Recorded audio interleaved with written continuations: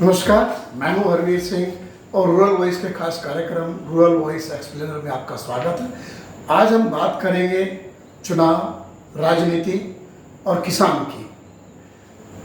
चुनाव आयोग ने 2 दिन पहले 9 अक्टूबर को 5 राज्यों में चुनाव की घोषणा की है।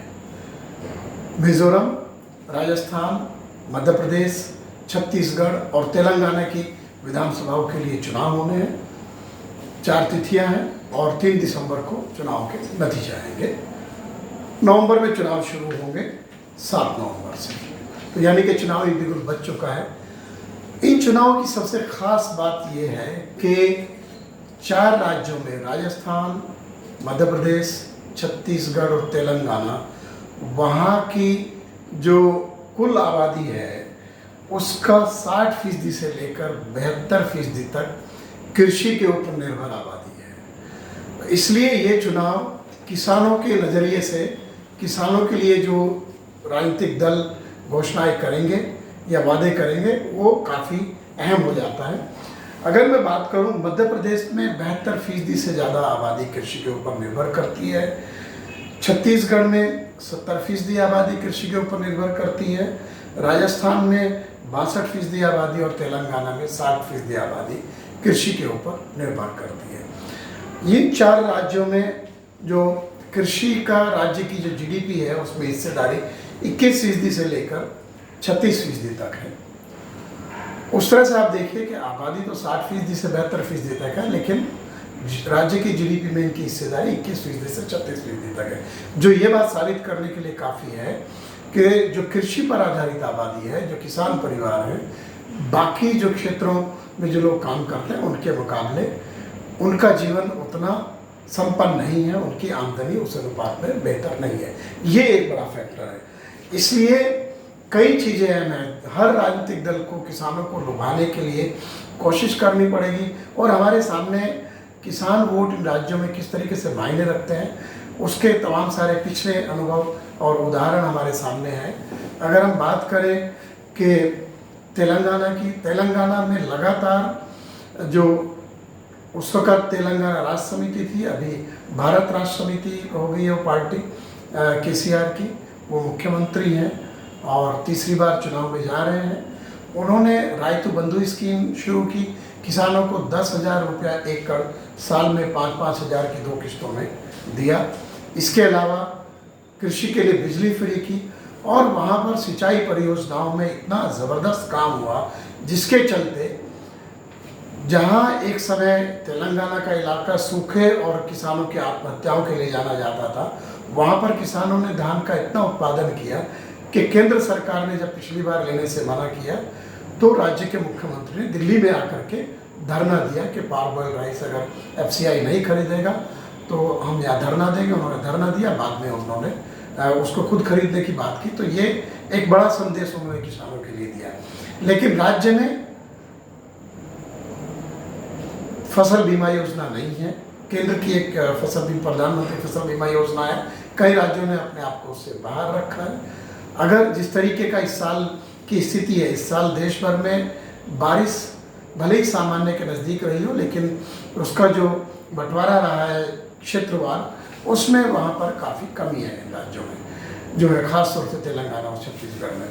अगर हम बात करें छत्तीसगढ़ की, 2018 का चुनाव कांग्रेस ने एक सबसे बड़े वादे के रूप में जीता, जिसमें उन्होंने कहा कि हम किसानों को धान का जो न्यूनतम समर्थन मूल्य है वो 2500 रुपये क्विंटल देंगे, जबकि उस वक़्त 1700-1800 रुपये के आसपास एमएसपी होता था। मेरे खुद याद है जब मैं छत्तीसगढ़ में चुनाव की कवरेज के लिए उस वक़्त गया और वहाँ दूर दराज में किसानों से बात की तो एक बात नज़र आ रही थी, किसानों ने एमएसपी की जो खरीदारी थी उसमें अपना धान नहीं बेचा था, रोक लिया था।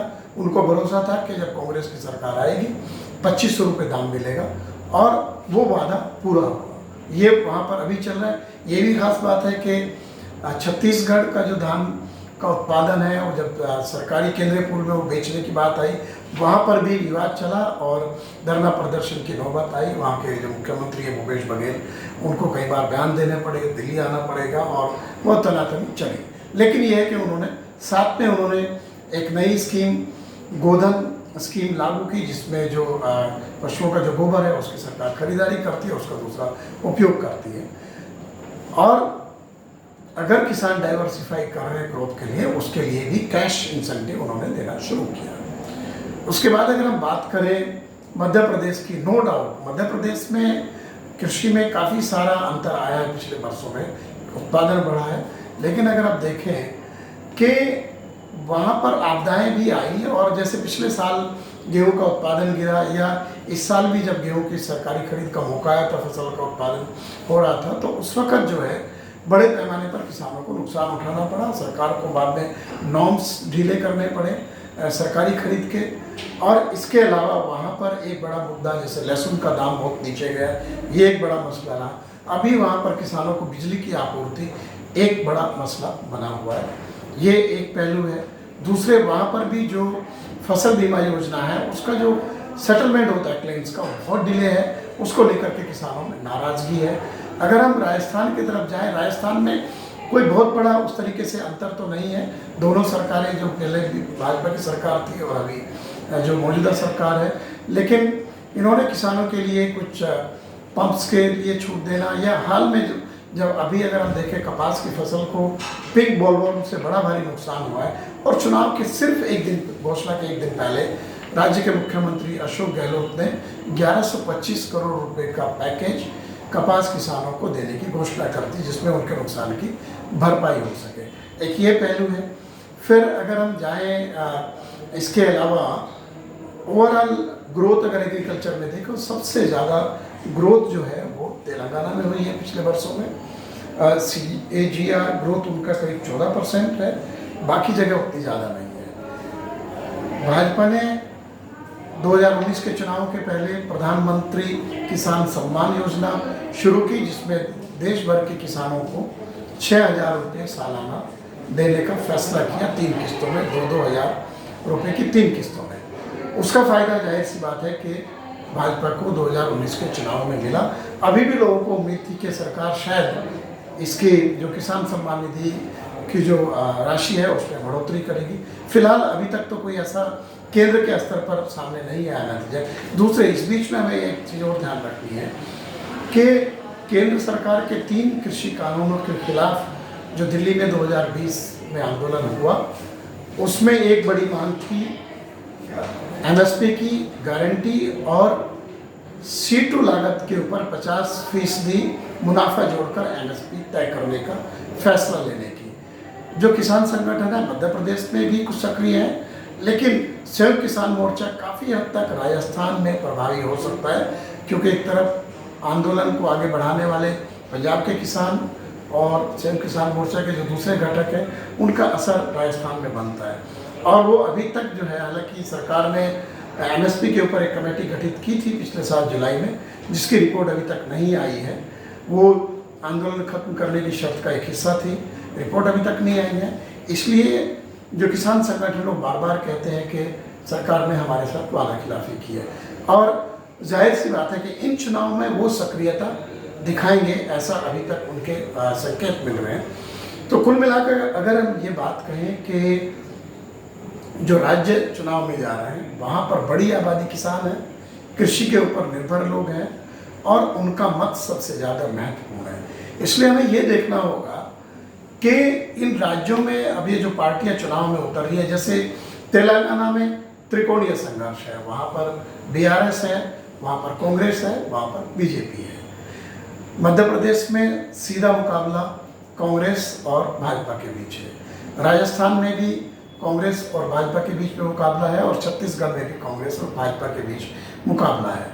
एक और पहलू है कि जब से इंडिया गठबंधन बना है, उसके बाद ये पहला राज्यों की विधानसभाओं के ये बड़े चुनाव का एक पहला मौका है। इसलिए जो दोनों घटक हैं NDA के, जो BJP के नेतृत्व में है, और इंडिया, जो बाकी जो दूसरे विपक्ष के दल हैं कांग्रेस समेत, वो उसमें साथ आए हैं, उनके बीच में किस तरीके का मुकाबला इन चुनाव में होता है, ये आगे की जो 2024 का जो चुनाव है लोकसभा का, उसकी भी दिशा तय कर सकता है।